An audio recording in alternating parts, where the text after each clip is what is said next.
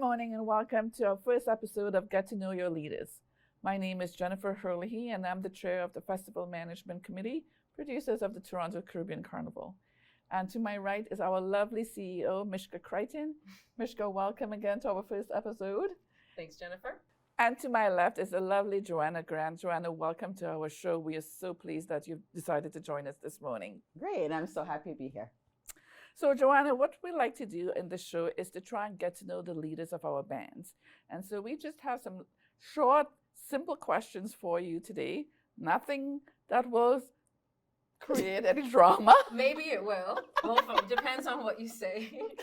But really, what we're trying to do here today is to get to know you, get to know the band leaders, what inspires you, why you decided to get into this business. So here comes my first question. You are the one of the few female band leaders. What inspired you to become a band leader at the Toronto Caribbean Carnival? Okay, so what inspired me to become a band leader is I've been participating in the carnival since I was a child. And one of the things that was the most important thing or traditional thing for our family was to go down and see that big Jamaican flag coming down the road during the carnival. So, you know, it happened for a while and then it didn't. And then I had my own kids and I'm like, so what's going on? I didn't see it. So I volunteered for a little bit, still didn't see it. As a matter of fact, I even took a break away from the carnival and I started to attend Dream Weekend in Jamaica. And I did that for 6 years in a row. And then I'm like, you know what? I'm going to stop complaining and I'm going to see what's up. So I started to ask questions while I was volunteering, learning the art, learning the masses. And I realized that none of the other band leaders were actually Jamaican. So it would make sense that they weren't bringing, you know, the Jamaican culture. So, you know, after some years and years more of research, I decided to put in an application and here we are today. So is that what's unique about your band, that you're a Jamaican band? Yes, that is 100% about what makes us unique is we are a Jamaican mass band. We do kiddies parade, kiddies competition. We do the adults parade, adults competition. Yes. And I think you even competed at the King and Queen show last year. Yes. Was that your first time? And like, tell us what that experience was like. So yes, it was my first time. And I don't know if anyone ever sees the footage, but like all of my glitter makeup was all smeared because I was crying on my drive down there. I was so scared because I couldn't finish my costume because the generator company called and said that they didn't have any more, so they had to cancel mine. And so we were running around last minute trying to get this generator. And so I went down there with this really heavy heart and I was crying and I had to wipe away my tears and whatever. And then I'm just like, you know what? I'm just going to take a deep breath and do it. Like, I'm not that personality who gives up on things easy. So I'm like, and then I was worried that the wind was going to blow me over and all kinds of stuff I had going through my head. So I was like, okay, we're going to do this. So yeah, I strapped up, said a prayer, went out there, and here we are. Here you are. And here we are. So tell us about your presentation this year. Oh. What's your theme and what's inspired it? So my theme for 2023 is Carnival is Woman. And what inspired it is, one, I'm like, last year, I was really literally the only lone female band leader. And it had a bunch of challenges, right? Not being taken seriously as a woman, you know, just the presentation of how women are portrayed. So one of the things is what I know is when you go into a mass camp, it's women doing the production.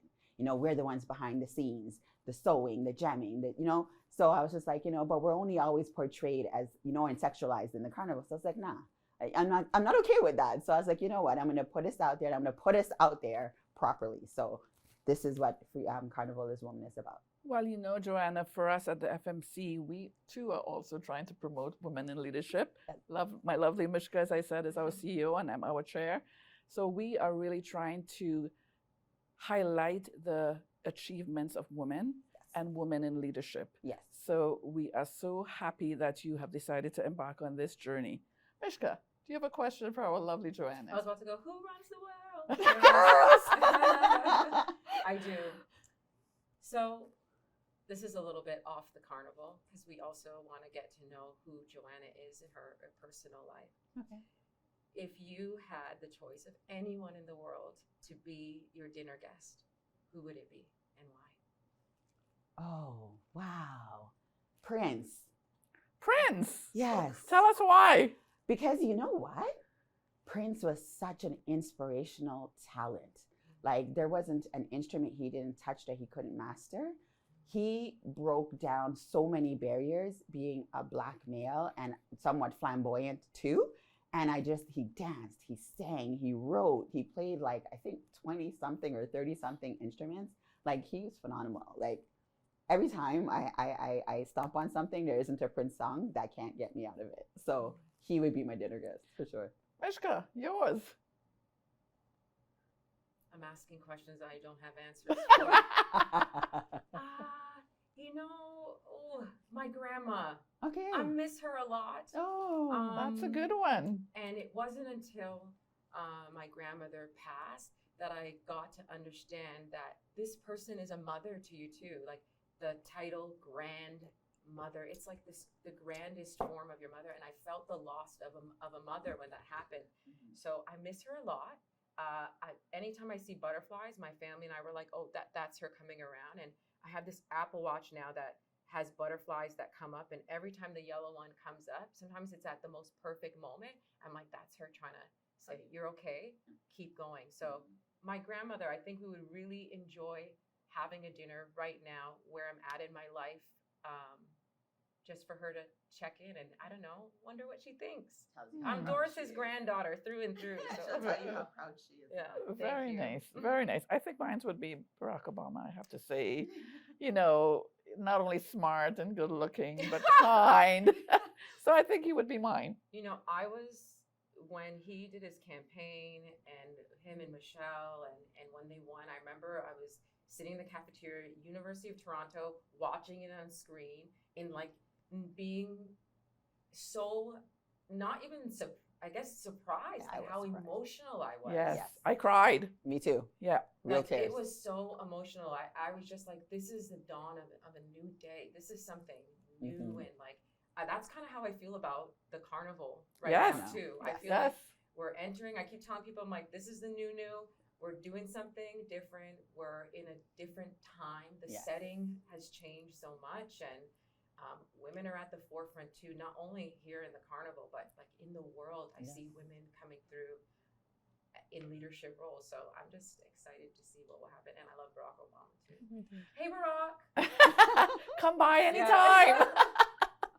That's Team Barack. So, Johanna, speaking of women in leadership, if you had to mentor a new band leader, fresh out of trying to bring her own band, what advice would you give her? I think my first advice I would give her is do your research. There's so much to this being a band leader that even being a section leader isn't grazes, just very littly grazes. So do your research. And I mean, not ask a couple of questions, I mean years of research. Get into, every carnival is different, and every dynamics in carnival is different depending on where you go. So do your research about the carnival that you're in, the players, the resources. You know, we have a handful of wire benders. You know, we have only a couple of stores that supply us.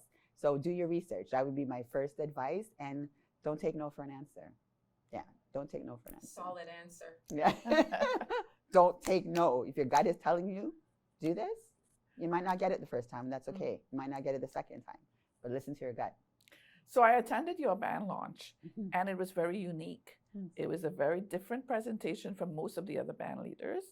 So I really enjoyed your section called Mama Africa. It brought goosebumps to me. What inspired you to bring that section, and what was the response to that section? So the response to that section is it's actually very, very, very popular. I didn't expect that. I did expect a couple of people, but it's very popular amongst young, very popular amongst male. And so it actually is getting positive feedback. What inspired that section was carnival is women, but what kind of woman, right? Like right now, when you look at carnival, you're sort of a bit intimidated as to who can play mass, right? So you have to have a bomb ass body, or you have to show skin. But why do you have to show skin? Why is there a narrative that says that to be free is to be with as little clothing as possible, right? So I wanted to show people that you can actually celebrate emancipation in carnival, still being covered, because it really was about emancipation. And originally, mass was about dressing up like either your slave master or someone you admired and parading down the street representing that. So I represent my motherland, which is Africa. I'm very proud of it. And so I thought I would put out Beautiful. something that was reflective. It's so beautiful. Thank you. Mishka? Thank you.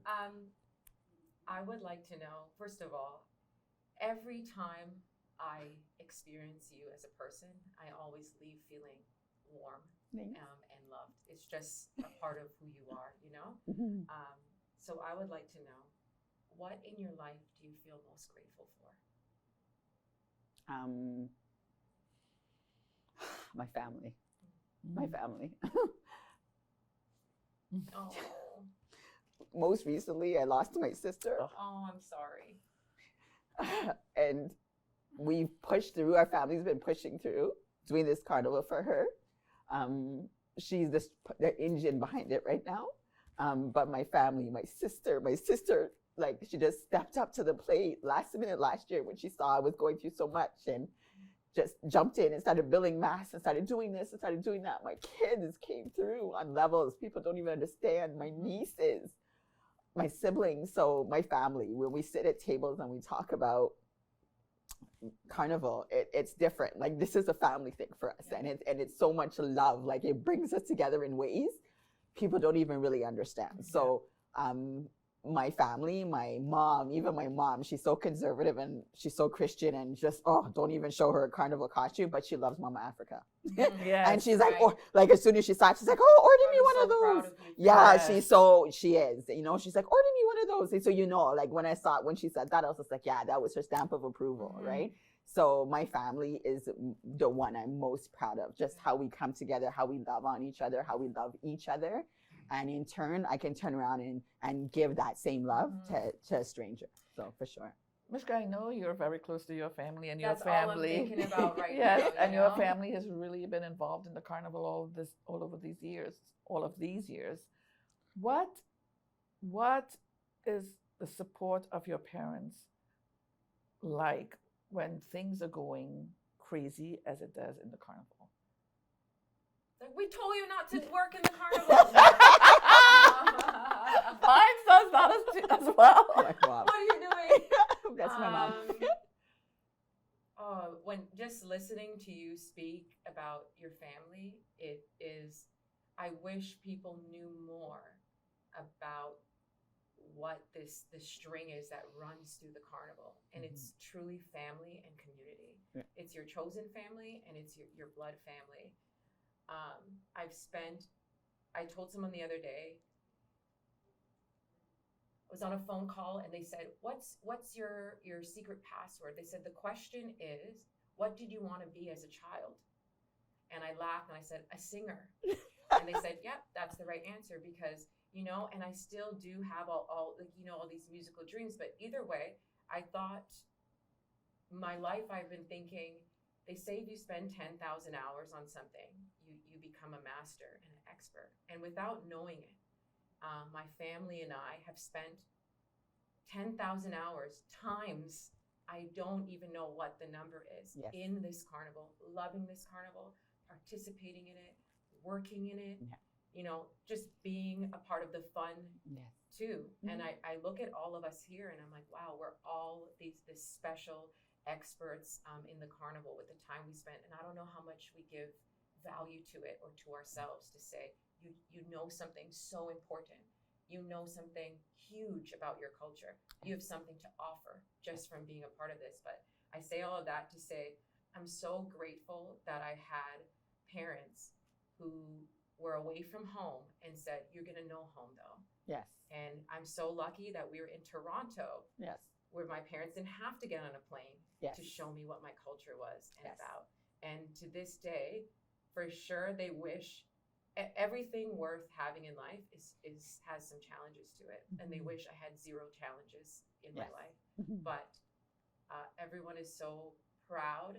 They're really understanding and seeing all this love and care we put into this. This is like another piece of the pie. And yeah, my mom, my sister, my cousins, like everybody we all care about this thing. Yes.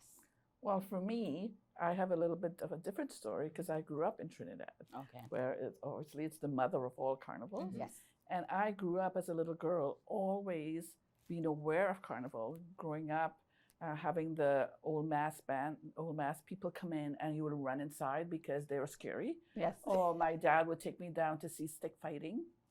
And, indentured servants who came to Trinidad became part of it Yes. and contributed to it. And that's why we have tassa in Carnival. Yeah. That's why we have chutney in Carnival.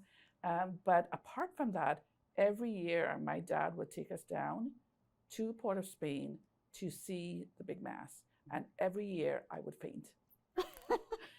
I Too would big? faint From the heat? from or- the heat Oh my because I was goodness. this little skinny, scrawny little girl, and I would faint every time. Oh, But no. every year I would still go. Mm. So we all have this beautiful story about what Carnival means to us from different places in the world. Mhm. But for me, it is what made me feel at home when I came to Toronto. Because when I came to Toronto, I didn't know anybody. Right. And the one place that I could go and could hear people talk like me, I could hear people sing songs that I grew up with, I could smell the foods. That made it okay at a time when there were not a lot of people who looked like me in Bay Street. There were not a lot of people doing the jobs that I was doing, and it was a safety net. It was home. Mhm. So that is Carnival to me back home, and that is what it's meant to me in Toronto. You're also touching on the point that I love about our carnival, which is how diverse it is. Not only are we in the most diverse city in the world, Yes. Toronto, but we have a carnival that encompasses all of the different Caribbean carnivals, like Jamaica, like St. Vincent, like Trinidad.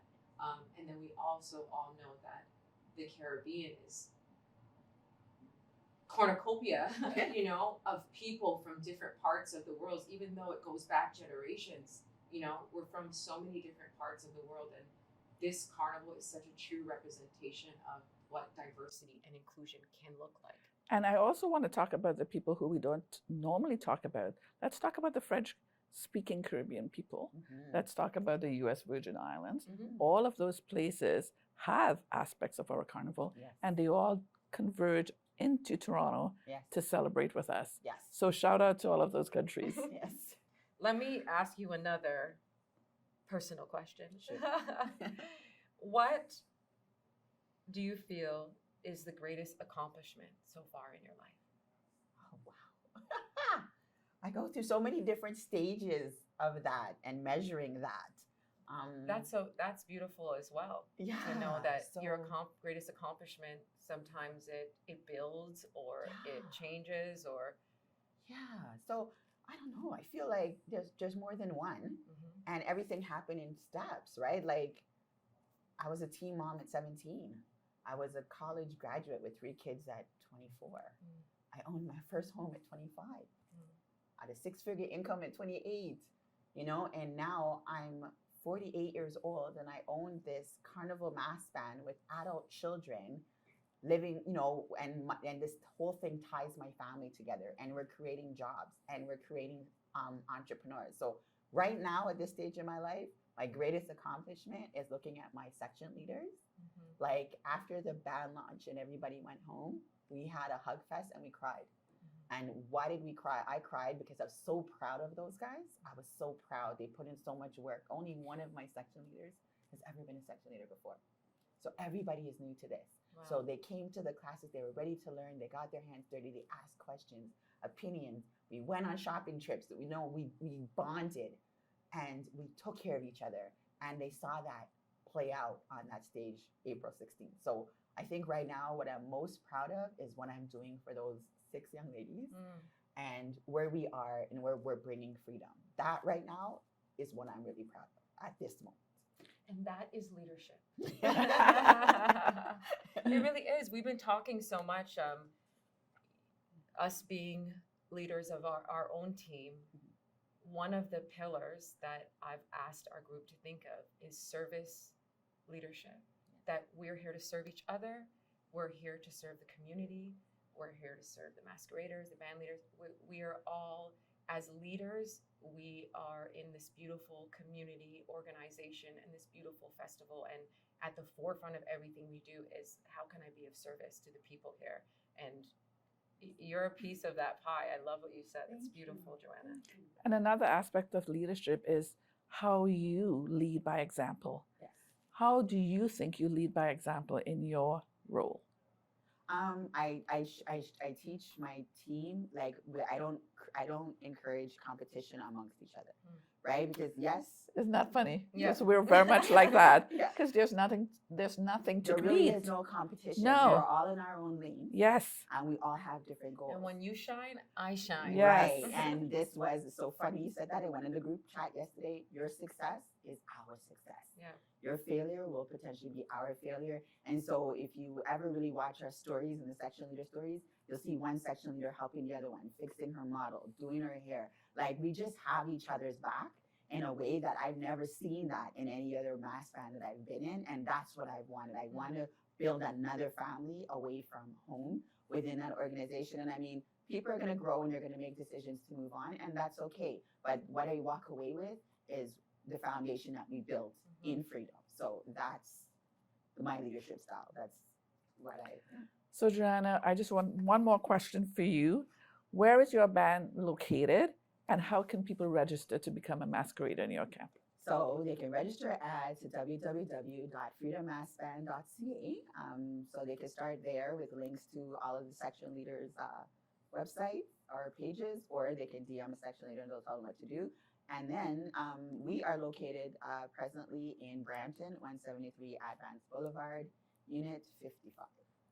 Well, ladies and gentlemen, we have Miss Johanna Grant, lovely, talented leader in her own right. Thank you very much, Johanna. Thanks for being here today, Johanna. Thank you.